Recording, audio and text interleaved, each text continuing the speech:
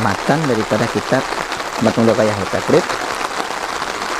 Al-miyahul lati yajuzu biha tatahiru sab'u miyahin.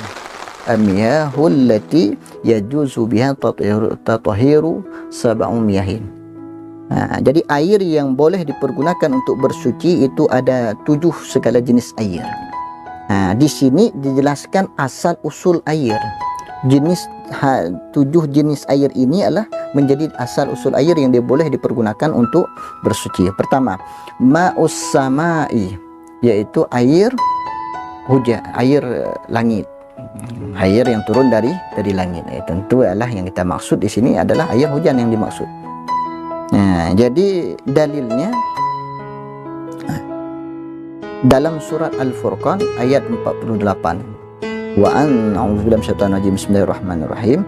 Wa anzalna minas samai ma'an tahura. Dan telah kami turunkan daripada langit air yang dapat bersuci ataupun dapat mensucikan. Kemudian ada juga ayat di dalam surat Al-Anfal ayat 11 itu. Bismillahirrahmanirrahim. Wa yunazzilu 'alaikum minas samai ma'an liyutahhirakum bih. Yaitu telah diturunkan bagi kamu adalah air daripada langit yang dapat mensucikan kamu. Kemudian juga ada surat juga ada dalil dalam surah Al-Mu'minun itu ayat 18 kalau tidak salah saya. Wa anzalna minas samai ma'an, telah kami turunkan daripada langit akan air. Jadi yang dimaksud ini adalah air hujan. Berarti air yang turun daripada langit ini adalah menjadi air yang pertama, jenis yang pertama yang dibolehkan untuk bersuci. Kemudian wa ma'ul bahri, dan air laut. Air laut pun boleh dipergunakan untuk bersuci dan menjadi sumber dasar air. Itu asal usul air yang kedua yang disebutkan di sini, yaitu air laut. Air laut, dalil yang menyatakan adalah air laut tersebut itu suci sebagaimana yang diriwayatkan oleh dalam hadis Nabi sallallahu alaihi wasallam, wa tahuru ma'uhu al-hillu maitatuhu. Airnya itu ada suci dan dimandikan, dan bangkai ikannya itu boleh dimakan. Kemudian wal ma'un nahri, yang ketiga adalah air sungai, dan yang keempat air sumur, dan yang kelima adalah air mata air. Karena air sungai dan air sumur dan air mata air ini dikumpulkan dalam satu hadis Nabi. Jadi yang diriwayatkan oleh Sa'ad radhiyallahu anhu, kalau mereka berkata, ya Rasulullah, innaka tatawadda'u min bi'ril mudha'ah, sesungguhnya engkau adalah berwuduk dengan sumur mudha'ah, wa fiha ma yunjin nas, di dalamnya adalah manusia membuang sampah, istilahnya membuangkan kotoran. Kemudian wal haidu wa dunubu, ada wanita yang haid. Jadi di dalamnya adalah balik membuang sampah. Ada juga yang mengatakan adalah cuci pakaian. Jadi ada wanita yang haid dan ada orang yang mandi junub. Faqala Rasulullah sallallahu alaihi wasallam, kemudian Rasulullah sallallahu alaihi wasallam bersabda, al-ma'u tahuru la yunajisu syai'un, airnya itu suci lagi mensucikan dan tidak ada sesuatu yang dapat membuat air tersebut bernajis. Jadi menunjukkan adalah air sumur, air sungai, air mata air itu suci lagi menyucikan dan menjadi adalah sumber dasar ataupun asal usul air yang masuk ke dalam 7 jenis air. Kemudian yang keenam adalah ma'u salji, air salju, dan yang ketujuh adalah air barat itu adalah air embun. Ini adalah hadisnya juga dalam satu hadis yang diriwayatkan oleh Abu Hurairah radhiyallahu anhu, jadi manakala Rasulullah takbir di dalam salat, dan setelah takbir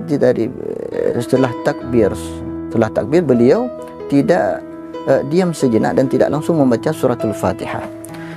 Maka setelah salat ditanyakan oleh Abu Hurairah tentang perihal diamnya Rasulullah SAW. Maka Rasulullah SAW pun menjawab, aku membaca, Allahumma ba'id baini wa bainal khataayaya kama ba'adta bainal masyriqi wal maghrib. Allahumma naqqini min khataayaya kama yunaqqa thawbul abyadu minad danas. Allahumma ighsilni min khataayaya bil salji wal barad. Allahumma ighsilni min khataayaya bil ma'i was salji wal barad.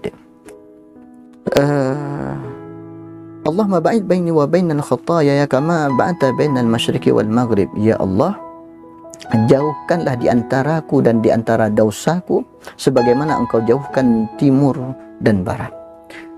Allahumma naqqini min khataayaya. Ya Allah, bersihkanlah daripada dosaku, bersihkanlah aku daripada dosaku sebagaimana Engkau bersihkan pakaian yang putih daripada noda ataupun daripada kotoran. Allah maghsilni min khataayaya bil ma'i wasalji wal barad.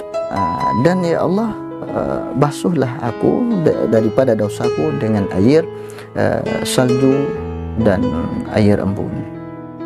Nah, inilah menjadi dalil air salju dan air embun itu juga menjadi sumber air yang boleh dipergunakan untuk bersuci. Jamaah sekalian yang dimuliakan oleh Allah Subhanahu wa taala, inilah 7 asal usul air tersebut yang boleh dipergunakan untuk bersuci. Jadi sedangkan nanti masalah air suci lagi menyucikan, air mutlak, air mustamal, ini adalah hukum air. Jadi dari kemanapun dan siapa saja yang mempergunakan air tersebut, itu tidak terlepas daripada 7 air ini. Maka dari ketujuh air ini, di satu sisi yang lain memang ada 3 jenis air yang turun dari langit dan 4 jenis air yang keluar daripada bumi, yaitu 3 air yang turun dari langit adalah air hujan, air salju dan air barat, air embun. Kemudian ada 4 jenis air yang keluar daripada bumi, yaitu air laut, air sungai, air sumur dan air mata air.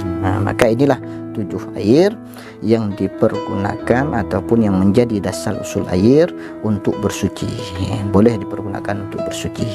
Jadi selain daripada 7 air ini maka tidak boleh. Jadi manapun air yang kita pakai itu harus ada dalam lingkup 7 jenis air ini. Inilah sedikit penjelasan tentang isi kitab Matnul Ghayah wat Takrib. Memang baru kita baca hanya 2 baris tersebut. Mudah-mudahan dengan sedikit penjelasan ini adalah memberikan pengetahuan bagi kita, bertambah ilmu, terutama bagi saya yang menyampaikan, kemudian juga menjadi ulangan murajaah bagi kita yang pernah mempelajari kitab Matnul Ghayah wat Takrib ini. Jadi mudah-mudahan ini bermanfaat penjelasan ini. Jadi bila ada yang salah dan yang kurang tepat maka dibenarkan dan ditanyakan juga kepada guru-guru yang lain. Kemudian nanti insya Allah penjelasan tentang pembahagian air secara hukum itu akan kita jelaskan pada pertemuan selanjutnya. Mudah-mudahan cukup dengan pembahasan ini, supaya kita mohonkan kepada Allah memberikan manfaat bagi kita semuanya. Wallahu a'lam bishawab.